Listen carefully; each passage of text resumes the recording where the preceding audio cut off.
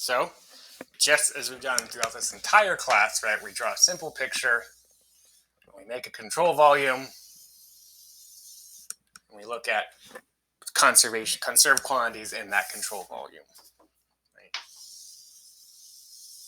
Okay, so here will be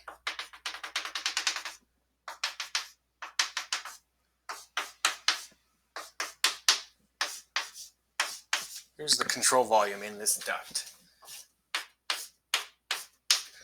Here's the relationship. Okay, a little bit of terminology here. At the section, right, we can say dA dx equals 0. This is called a throat. And there are properties, right, where definitely in the most contracted part of a flow, normally we can see the fastest velocities occurring. We'll see something different. But right, nomenclature that this means a throat. What else do we have? Well, we have dA, right? If the area is decreasing as a function of x, right, this is called a nozzle. Well, nozzles have a property that mathematically they mean dA dx is being less than 0, and then the other case, it's expanding, it's called a diffuser. So this is the nozzle section, there's the diffusing section. So converging sections, call them nozzles, and then a diffuser is an expanding area section. So that's just some nomenclature. Okay, so what do we get here? So the other thing that we say in all these problems is no losses, right? And remember, still the exact same situation for a single straight pipe stuff we did. We're saying it's just plug flow and plug flow. There's no viscous or losses happening where this has to go to no slip. So that's already the idealization we're making. We're saying it's just a constant plug flow inward and constant plug flow outward. It means you've neglected all the no slip stuff, all the viscous forces that happen and have to happen really close to here. No analysis we do for this part will have anything to do about, right, some distribution of velocity. It's just the velocity in and out. And that makes sense because the faster and faster you go, the more it just really looks like a plug flow, except that if you zoomed into some enormously small scale, you would then see that this has to actually go down. So, right, this idea that this is your velocity, right? There's some section with boundary layers, etc. Compressible boundary layers are incredibly difficult as well. But there's some section where you knew that this actually had to go to a 0 velocity vector. But in reality, it just looks like a plug flow because you're going so fast. And it's a gas. So the combination of the viscosity of gas being so small and the fact you're going really, really fast make this pretty reasonable. And it does. The effects of that little small section, it'd be even hard to compute that or measure something like that. Okay, so first thing we do is let's conserve mass.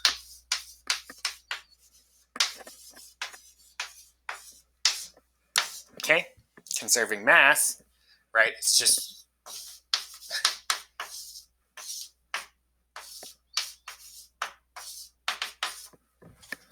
zero. This 0 is because we're also going to say everything's at steady state. So I should have said that, right? But I'd be impressed if anyone does non-steady state analysis for these types of problems. It'd be incredibly difficult. In fact, all of your engineering analysis, what we've done is said it's steady state. The dt term doesn't matter. And that's to a degree okay. So there's another assumption that we're making. You're always going to make that too. So if that was not steady state, there'd be a dt term here on mass, but it's not. So it's mass flow rate in and out. Okay, so the mass flow rate in and out, we'll have, remember, this is what's changing because of compressible flow. This is a rho plus d rho. So, and then I have a plus dA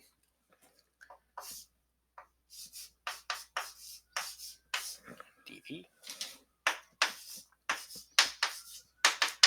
Okay, and the n being just the n being the rho, the AV. So let's just print this out. This is now a triple product of terms. And if you expand it out, but there are a couple things that we have to remember, right? Remember that any term like this, for any property. X, Y could be an A, a rho, a V. This we'll say is 0, negligible. And then surely the triple is even more negligible. So, right, a square of two differentials is neglected in expressions like this. Okay, you also see that in a triple product, this one, and this one will multiply together. So that will like cancel out sort of the first parts. Either way, you go through and do the algebra. Here's your, right,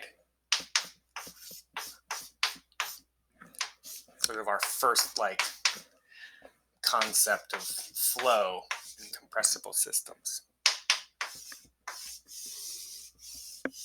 Right? It's a differential expression right here. And you get that again from just, right, you get that from just, right, doing this out and then dividing by a whole term. Okay.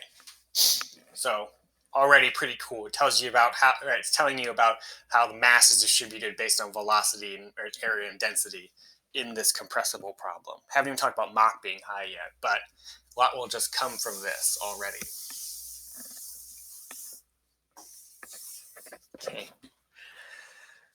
So we don't have anything involved with pressure yet, right? And that's the thing where, right, mass can get you only so far, but if you want to invoke pressure, right, you'll have to use the momentum equations that we have. Or we can think about it as work energy theorems, which I usually do. But the momentum, right, if you want to include pressure somehow into this, then you would need to include the momentum equation. Okay, so a couple ways to do this, but I think the way I like to do it best is if I just go back to the momentum equation itself, right, and I said it was one-dimensional, you could just get these terms off like this. So it really just turns into an Euler's equation, right? Because the velocities become so high, everything else is neglected.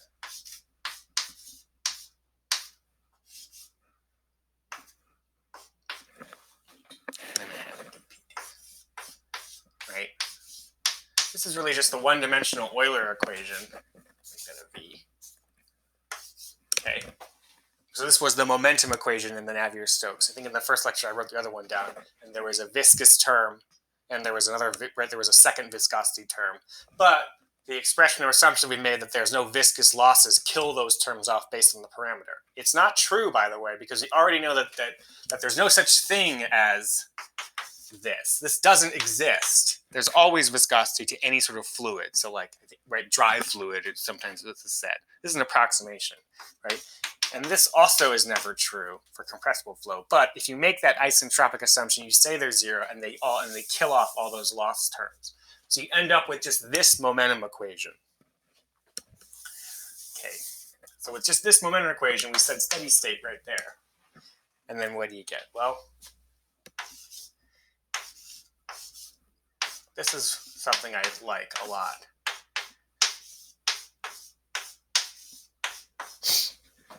You get this equation right here. And then, in terms of engineering differential stuff, what you say is, right, I'll multiply through by a dx.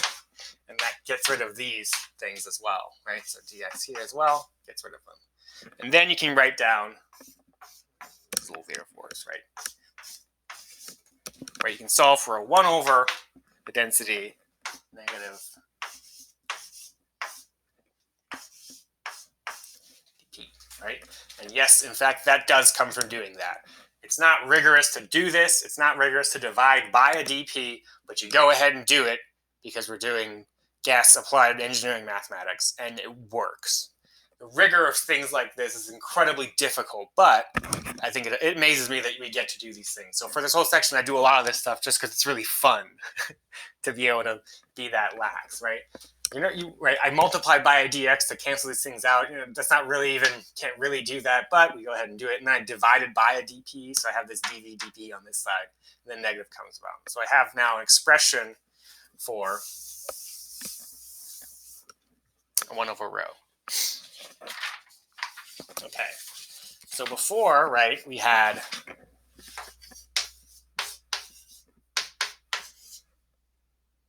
what was a V with A? Yes, I have A here. And then I have a dV. That's a 0 right there. Okay, so sub this into here, and then you'll get a dv dp, and there's a d rho term right here. Right? I just made a substitution of that 1 over rho relationship to put it right there. Now I have this term, and all the other terms will be the exact same. Let's do a little more reworking. I'm going to move this dp over to this one.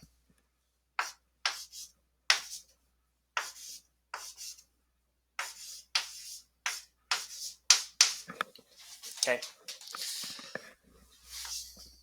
And I'm going to add, right, and I'm going to multiply by a v over v, right? So it's kind of weird because what you did is you go, well, I'll take this fraction and I'll move that fraction over to this fraction. It's not a fraction, but we're still going to do it. And I'm going to multiply the whole thing by 1, a v over v. That makes this v squared.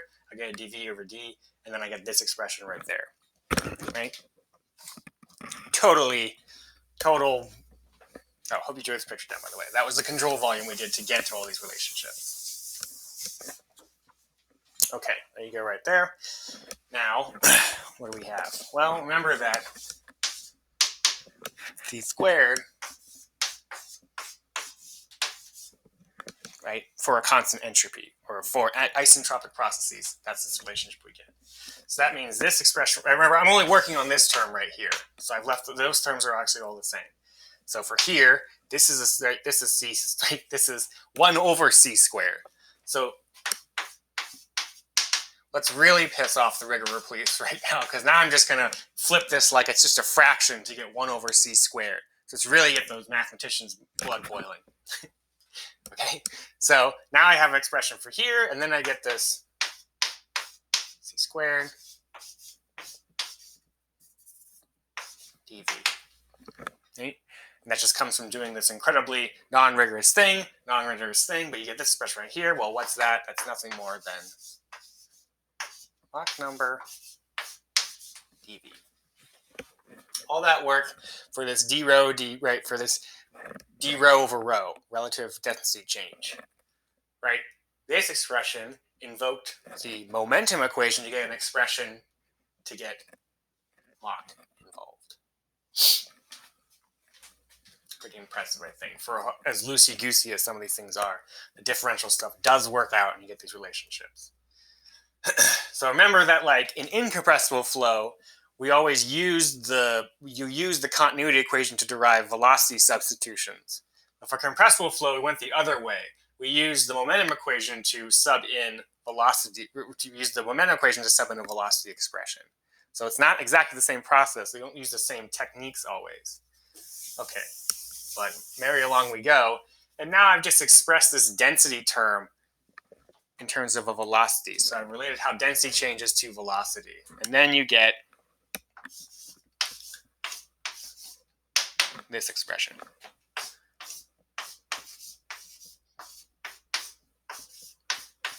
And this is very important for isentropic converging and diverging flow sections. It's this equation right here. It just comes from using that same equation and reworking for these relative change variables. And you can rework the same thing other ways, right? And you just get different versions of how things are changing, right? But there's a lot packed into just this one thing. I mean, I look at it like this sometimes. I write the differential equation by doing this way, and then I have that this is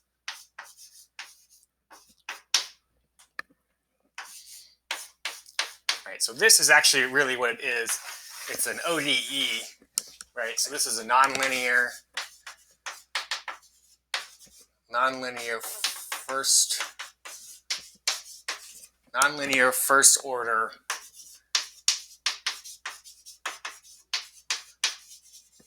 non-autonomous, which is even worse. It's not autonomous because the variable that the ODE is with respect to is involved in the expression. Non-autonomous don't have this, so that's bad because the area I'm looking for a V of A, and A is involved in that side of the equation. Right, and Mach is even and the Mach number is related to velocity as well, which is velocity divided by c. So this equation, right? This is a horribly nonlinear equation. But if you have time on your hands, you can actually just plot this on MATLAB and look at all the crazy things that happen based on it. There's even singularities that occur to it. But from a reasoning standpoint, we already get things involved in the compressible flow part just from looking at this thing as well. Because remember, Mach is a measure of how fast you're going with respect to the speed of sound. So amazingly, you'll see different behaviors. So just looking at that, we can look at, right? Look at the diffusing section. Okay, so if I'm subsonic, everything's the same that we kind of are used to, right? If I'm subsonic in diffusing section, velocity decreases. Just how how you always assumed it's doing, right? That more so, right? What else do you get? Right? An increase in pressure means a decrease in velocity, and then the only extra thing you have here is a d rho. You wouldn't have any expression like this for incompressible flow, but these are the same for incompressible flow, and then this additional thing that in the diffusing section, the density is increasing. Okay. And then look at the nozzle section for subsonic flow, and you get what you were normally used to, right? You get that the velocity is increasing as I go through the nozzle. Subsonic. Again, this is subsonic. Subsonic means that the velocity is, right? You're not going as fast as sound, right? And then you get that since the velocity is increasing, the pressure must decrease. And then the extra thing that you maybe didn't have is that this density must be decreasing. So these are kind of the extra bits of information. Everything else is exactly the same of what we're used to before. You're seeing now a Mach dependence change, though. Okay, there's supersonic. Okay, now let's look at supersonic. That means I'm going faster than the speed of sound. There's a lot of implications of saying that. If your flow is actually faster than the speed at which a pressure wave can propagate in the medium, you will get shock waves, or you can get a lot of discontinuous things that are just out of this world. Okay, so now what happens is based on that, is this just incredibly, right, just different than what you're used to. And then this is also less than 0. Okay, if you're supersonic now from that relationship we derived with the compressible relationships, now you see that if I was supersonic, when I enter now the diffusing section, I'm speeding up, right? What? I find it hard to remember that just because you're so used to like, oh, if the area is converging, that means it's got to speed up, right? But in this supersonic situation, you get this relationship due to the Mach number. Well, if I was going faster than the speed of sound, now if I get in the diffusing section, I'm increasing in velocity as the area increases. And then if you're going subsonic, you just get the opposite, right?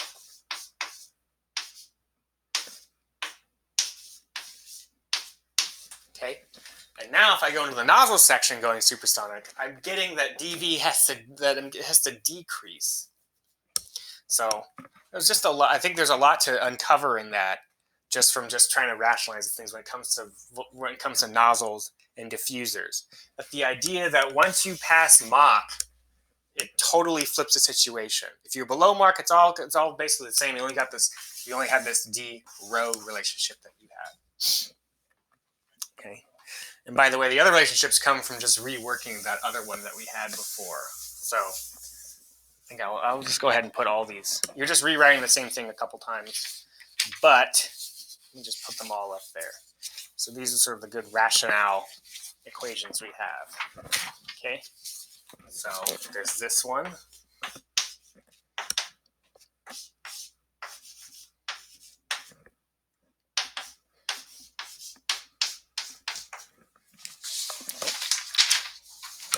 And then the other ones we have are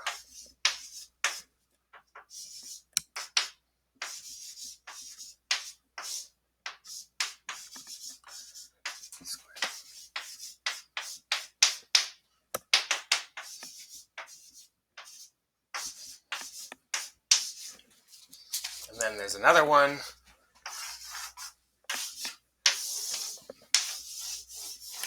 And the other one we have is this one, which is helpful because it involves kind of everything at the same time.